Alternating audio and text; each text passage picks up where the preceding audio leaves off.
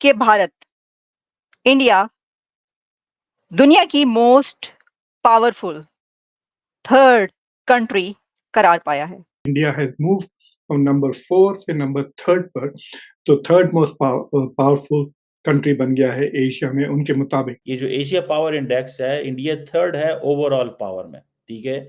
America और चीन इससे आगे हैं, ये एशिया के अंदर देखा जाए, ठीक है जी। और अब खबर आ चुकी है कि इंडिया दुनिया की तीसरी बड़ी पावर बन चुका है। और ये मैं नहीं कह रहा, ये ऑस्ट्रेलिया के थिंक टैंक्स ने खबर पब्लिश की है, जिसमें ये बताया जा रहा है कि इंडिया ने रशिया और जापान को पीछे छोड़ के दुनिया की तीसरी बड़ी पावर बन चुका है। खासतौर से लाहौरियों जैसे। मैं क्यों कंपेयर कर रहा हूं लाहौरियों ईरानियों से? जिहाद कर देंगे, मर जाएंगे, कट जाएंगे, बम से उड़ा देंगे यहूदियों को, ये सारे डायलॉग मारते हैं, खुद नहीं हिलते ये। पहले अमेरिका ने इंडिया को कहा कि मेजर डिफेंस पार्टनर, और दूसरे जो है ये स्ट्रेटेजिक पार्टनर ये बने। इंडिया से आज भी मैं देख रहा था उनके बड़े हॉक्स जो हैं। नमस्कार दोस्तों, जय हिंद। दोस्तों, ऑस्ट्रेलिया के एक थिंक टैंक ने एक रिपोर्ट जारी की है जिसमें उसने बताया है कि भारत एशिया की तीसरी सबसे बड़ी पावर बनके उभरा है। और ऐसा भारत ने बहुत जल्दी कर दिया है। हमारी उम्मीदों के मुताबिक भारत बहुत जल्दी एशिया की तीसरी सबसे बड़ी पावर कंट्री बन गया है, अमेरिका और चाइना के बाद में। हालांकि दोस्तों, देखा जाए तो भारत इस वक्त तीसरी सबसे बड़ी ताकतवर कंट्री बन के उभरने के बिल्कुल करीब है दुनिया की, क्योंकि कल ही जेलेंस्की ने प्रेस वार्ता करके बोला है कि अब हम रशिया के साथ जंगबंदी के काफ़ी करीब हैं। और ऐसा उसने तब बोला जब उन्होंने मोदी जी के साथ में मीटिंग की है। इसका मतलब दोस्तों, अगर यूक्रेन और रशिया के बीच में जंगबंदी हो जाती है तो इसका पूरा लगभग 90% क्रेडिट भारत को जाएगा और भारत निश्चित रूप से तीसरी सबसे बड़ी ग्लोबल पावर बन के उभरेगा। और अगर ऐसा होता है तो मिडिल ईस्ट के शांति में भी भारत की काफ़ी ज़रूरत पड़ने वाली है। India third most powerful country बन चुका है। ये एक रैंकिंग आई है और उस रैंकिंग में ये बताया गया है कि अब third most powerful country India है। तो देखिए, अभी क्या बात हो रही थी। बात हम अभी तक ये कर रहे थे कि इंडिया फिफ्थ लार्जेस्ट इकोनॉमी है, लेकिन अब बात इससे बहुत आगे जा चुकी है और बात यहां पर पहुंच चुकी है कि India third most powerful country है और इंडिया ने सरपास कर दिया है जापान और रशिया को। तो प्रेसिडेंट पुतिन और फुमियो किशिदा वो तो इस वक्त दांतों में उंगलियां दबाए बैठे होंगे।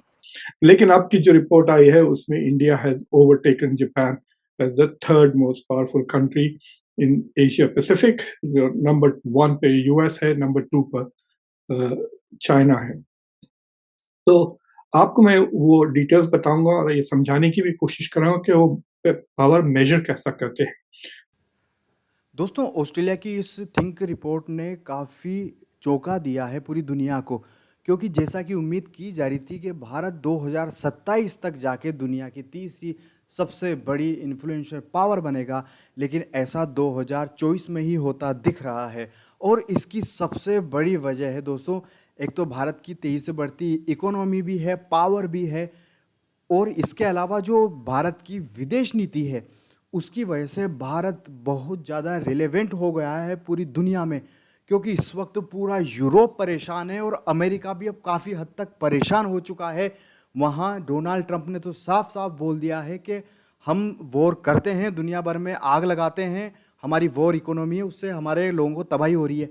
ऐसे में दोस्तों, यूक्रेन और रशिया की जो जंग है, जो रुकने का नाम नहीं ले रही है, वो अब भारत ही रुकवा सकता है। ऐसे में अमेरिका भी काफ़ी हद तक भारत के ऊपर डिपेंड हो गया है। हालांकि दोस्तों, अमेरिका इस बात से काफ़ी नाराज़ है कि हमने प्रो रशिया स्टांस क्यों लिया, लेकिन अब वो ना चाहते हुए भी भारत की मदद लेने को मजबूर है। हालांकि अब दोस्तों, अमेरिका ने भारत के खिलाफ कार्रवाई करते हुए बांग्लादेश में गवर्नमेंट बदल दी है। हालांकि भारत आने वाले दिनों में सबक सिखाएगा बांग्लादेश को अच्छे से, लेकिन इसमें कोई दो राय नहीं है कि अब अमेरिका भी चाहता है कि भारत जैसे तैसे करके ये युद्ध रुकवा दे। और दोस्तों, कल परसों ही एक ट्वीट जिसमें जेलेंस्की ने किया था कि मैंने प्रधानमंत्री नरेंद्र मोदी जी से मुलाकात की है। ऐसे में उन्होंने कल प्रेस वार्ता की है 24 तारीख को। उन्होंने बोला है कि यूक्रेन अब इस फैसले पर पहुंच चुका है कि रशिया के साथ जंगबंदी जल्दी हो सकती है। जबकि दोस्तों यही वो यूक्रेन था जो अगस्त में बोल रहा था कि हमने रशिया के कब्जा कर लिया 15-20 किलोमीटर तक जाके, और रशिया को टेबल पे आना पड़ेगा ताकि हम दबाव डालेंगे। पर ऐसा हुआ नहीं।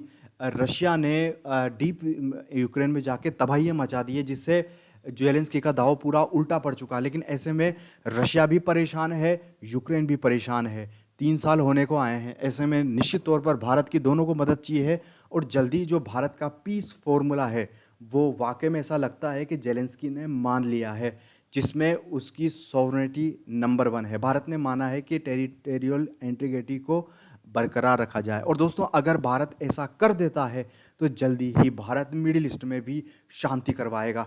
तब तक इजराइल हिजबुल्लाह को लगभग ख़त्म कर देगा। लेकिन दोस्तों इजराइल ने कहा है कि वो लेबनान के आम नागरिकों को नुकसान नहीं पहुंचाना चाहता, तो ऐसे में उसने लेबनान के आम नागरिकों को कहा कि आप हिजबुल्लाह के ठिकानों से दूर चल जाएं। लेकिन दोस्तों जल्दी ही भारत की मिडिल ईस्ट में भी बहुत ज़रूरत पड़ने वाली है, क्योंकि ईरान वहाँ आग भड़का रहा है। ईरान के बस में कुछ भी नहीं है। जय हिंद दोस्तों।